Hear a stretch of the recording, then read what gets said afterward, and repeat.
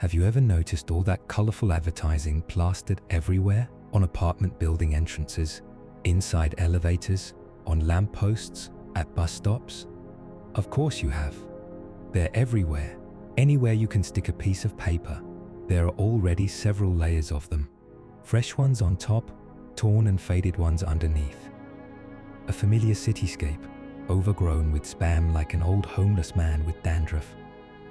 A couple of times I've noticed the people who put them up with bored expressions, slapping new ones on, and tearing the old ones down. I'm sure you've seen them too. Some of you probably even did that kind of work yourselves back in school or college. But, as it turns out, even a job that's simple has its own secrets. I've never done that kind of crap myself, but I can tell you a thing or two. This summer, I took some time off, spent about a week enjoying idleness. Then boredom started creeping in. I thought I'd call my old friend Nikolai, see how he was doing. I called him. We agreed that I'd get behind the wheel and drive over to Kazan. Stay with him for a bit, walk around, burn through my vacation money on beer and other simple pleasures. So I went. It wasn't especially fun, but with my body constantly fueled by alcohol, everything felt light and easy. On the third day of non-stop drinking, we decided we weren't complete alcoholics yet and took a break. We figured we'd clean up the apartment so we wouldn't be tripping over empty plastic bottles during the next beer binge. We approached the task with real enthusiasm and even decided to tackle the storage closet, which hadn't been cleaned since what felt like the wild 90s.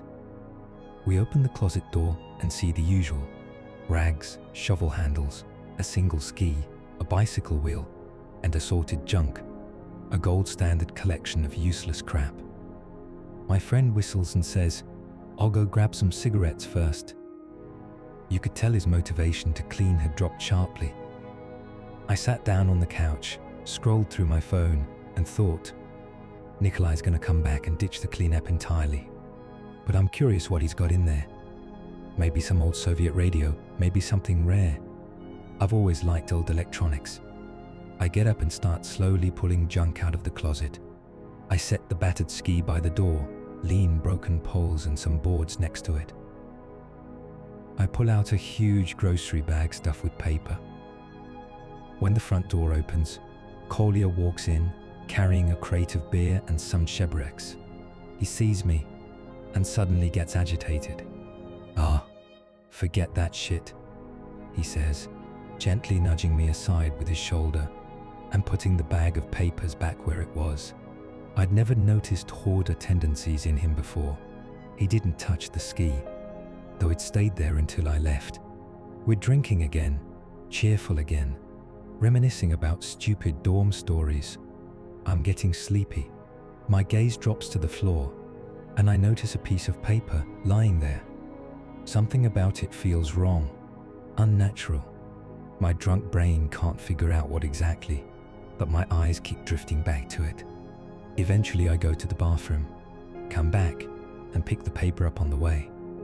Kolya's lying on the couch, staring at the ceiling with glazed eyes, rambling drunkenly about something philosophical. I'm not listening. I'm looking at the paper. It says, RYNLYKHNY. Take it and never give it back. There's a phone number underneath, and below that, a smiling face drawn in pencil. Only when I look closer do I realize the face isn't smiling at all. It's horrifying, deformed. One eye sits much higher than the other. The ears are wrong too. The left one seems to melt down into the neck, bald patches on the head, hair growing in ugly clumps like congealed blood leaking from a cracked skull, and the smile highlighted in some sick orange color.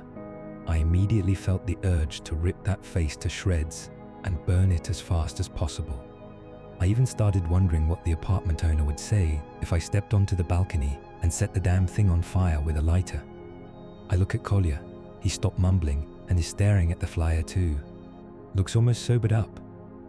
"Where did you get that?" he asks. I shrug, say I don't know, it was just lying there. But then I remember. It must have fallen out of that bag of paper when I pulled it out, My friend reluctantly gets up, takes the flyer from me, searches the shelves for the closet key. I watch him put that face back into the bag. That's when I finally snap. What's in that bag? What are you hiding? Nikolai resists a bit, then waves it off, grabs some vodka from the fridge, and tells me everything. You could tell he wanted to talk about it, but it scared him, like he didn't fully understand it himself. The story was messy, like any late-night drunk conversation between two friends in a kitchen, but I got the gist. About 10 years ago, Nikolai picked up a side job as a promoter. He went to the office, got handed a thick stack of flyers and instructions to post them in certain districts. As he was about to leave, the fat man who gave him the papers called him back and said that if there were old flyers already posted, he should tear them down. He handed Nikolai a special bag and told him not to litter. Bring all the torn down stuff back to the office. Nikolai was surprised the first time he returned from a shift. The man took the bag, paid him, then dumped its contents onto his desk and started sorting through them. When Nikolai looked at him questioningly, the man shrugged and said something like, "Orders from above." Collier had been working there about a week and a half when the man pulled him aside. "You tear down old flyers, right?" Collier nodded. The man led him a bit further away and continued, "Have you noticed anything strange?"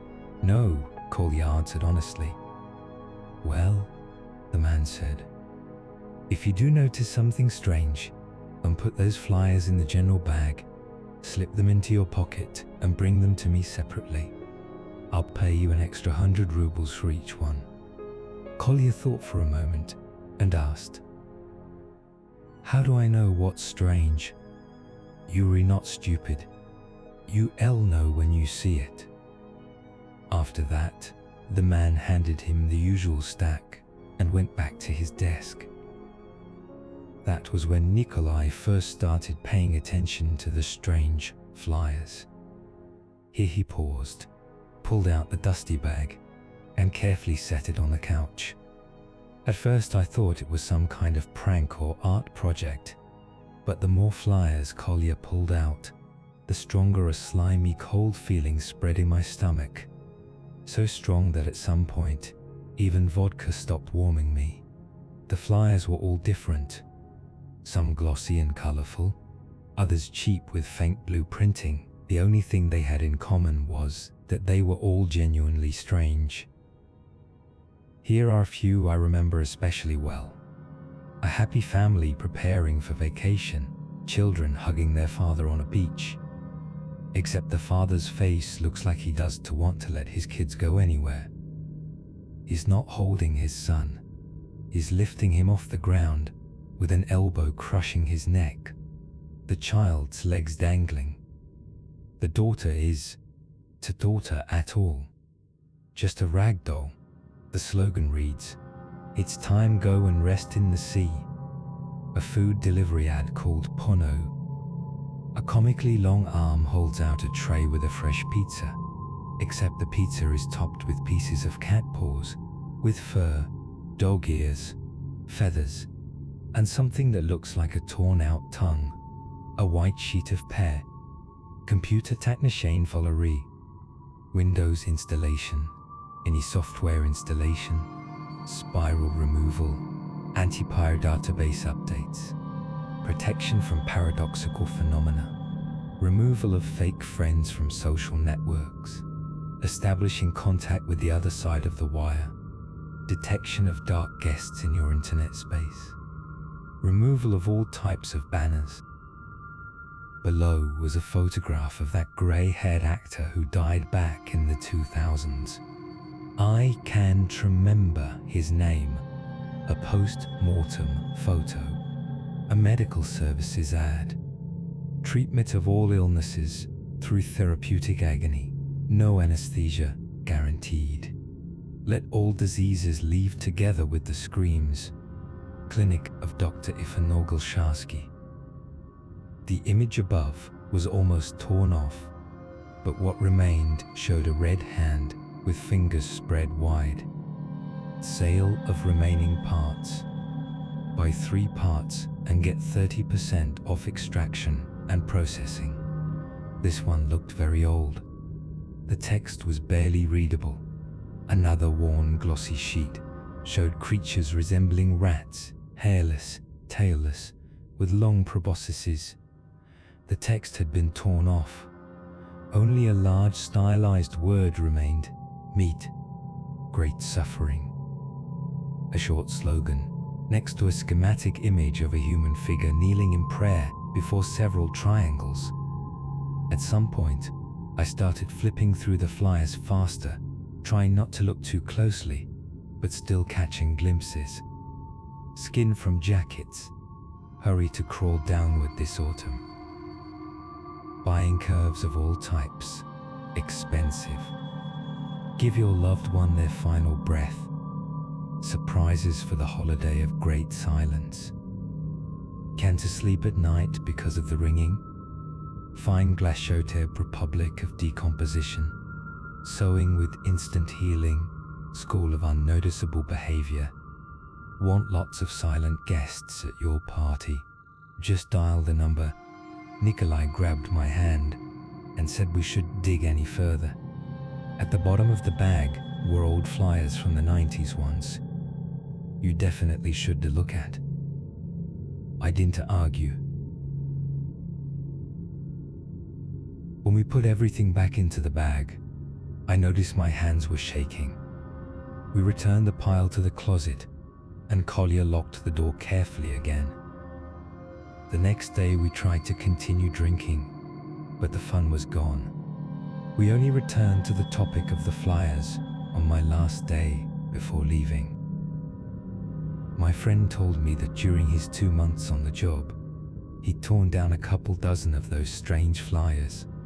The rest had already been in the bag before him. One day there was some kind of emergency at the office. The fat boss was unusually tense. Paid Nikolai without counting, then handed him the bag and promised extra money if Collier held onto it for a few days. The next day, the office was empty. The work phone went unanswered. Later, the number was listed as non-existent. A month later, someone clearly serious, though dressed as a civilian, visited Nikolai and politely asked about the former employer. Collier said he knew nothing and hadn't stayed in touch. The man asked if Nikolai had seen anything strange in the office. Collier played dumb and said no. He got flyers and posted them. Nothing more to tell. Something about that visitor's gaze terrified him. The man nodded as if understanding, turned around and left. That was when Nikolai moved the bag from the balcony and shoved it into the darkest corner of the closet, burying it under rags and junk. Personally, I really want to believe this whole stack of paper is just some performance by unknown artists. Or maybe Collier himself ordered all of it to mess with gullible friends. I want to believe that. But ever since then, I try not to look too closely at the spam plastered everywhere. I even caused a scene to get the advertising panel removed from our elevator. Because that same evening, at Nikolai's place, I noticed something else. Some of the flyers were missing their tear-off tabs, which can only mean one thing. Some of those offers still have clients.